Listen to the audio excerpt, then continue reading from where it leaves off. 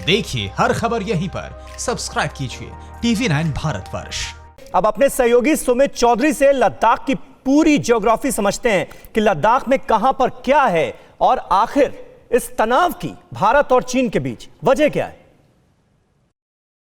इस समय पूरी दुनिया की निगाहें, खासतौर पे भारत की निगाहें जो हैं स्टैंड ऑफ पे है और हम ही अपने दर्शकों को आज बताने के लिए खासतौर पर बता रहे हैं कि किस तरीके से ये स्टैंड ऑफ किस जगह पर है, कहां पर है और किस तरीके से यहां पर सिचुएशन बनी हुई है। सबसे पहला जो हम आपको मैप दिखा रहे हैं वो है भारत और चीन के नक्शे का। ये चीन है, ये भारत है और ये इलाका तिब्बत का है।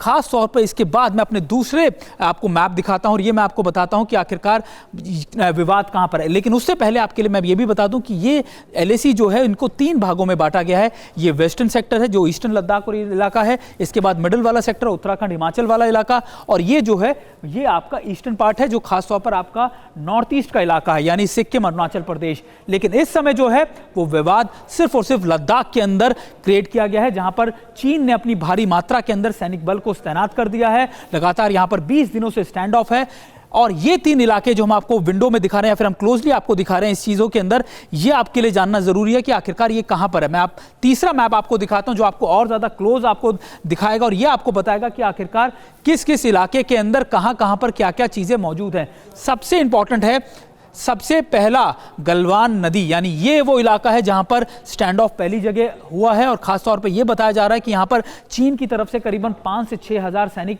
तैनात हैं और लगातार इन्हीं इलाकों के अंदर चीन की कोशिश है कि लगातार यहां पर टेंशन क्रिएट करे, क्योंकि गलवान नदी में इससे पहले कभी भी इस तरीके का स्टैंड ऑफ नहीं देखा गया। ये पहली बार है कि यहां पर इस तरीके से 1962 के बाद इस तरीके की टेंशन देखी गई हो।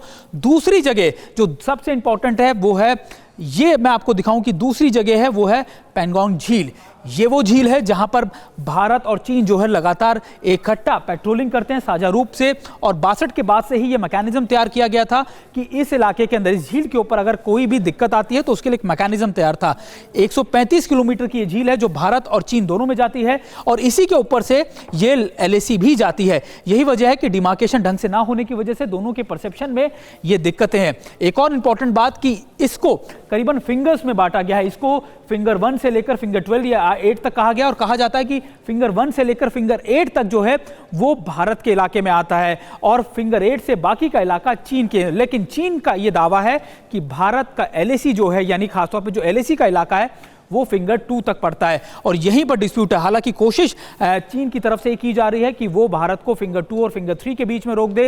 हालांकि हमारी तरफ से पूरी कोशिश है कि ऐसा ना हो, क्योंकि चीन बाकी की पूरी झील को, बाकी की पूरी लेक को अपने अंदर सबमर्ज करना चाहता है। यही स्ट्रैटेजी। अब तीसरी जगह जहां पर स्टैंड ऑफ है वो भी मैं आपको दिखा दूं, वो आपको बता दूं कि ये है हॉट स्प्रिंग का इलाका। हॉट स्प्रिंग इलाका अगर आप देख रहे हो कि ये थोड़े से पैंगोंग झील के थोड़े से कर्व में अगर आप तरफ जाएं तो यहां पर पड़ता है और बताया जा रहा है कि यहां पर करीबन 2 जगह है, 2 से 3 जगह हैं जिसके अंदर ना सिर्फ पोस्ट 14 और 15 और एक और जगह जो है वहां पर ये पूरा स्टैंड ऑफ चल रहा है जहां पर चीन की सेनाएं जो हैं वो लगातार भारत के इलाके के आसपास आना शुरू हो गई और इनका मकसद है कि इसी तरीके से इलाकों में इकट्ठा रहना। दरअसल 62 में भी चीन ने कुछ इसी तरीके की स्ट्रैटेजीज अपनाई थी, इसी तरीके की कोशिश की थी और अब उसी की फिराक में चीन दोबारा से है।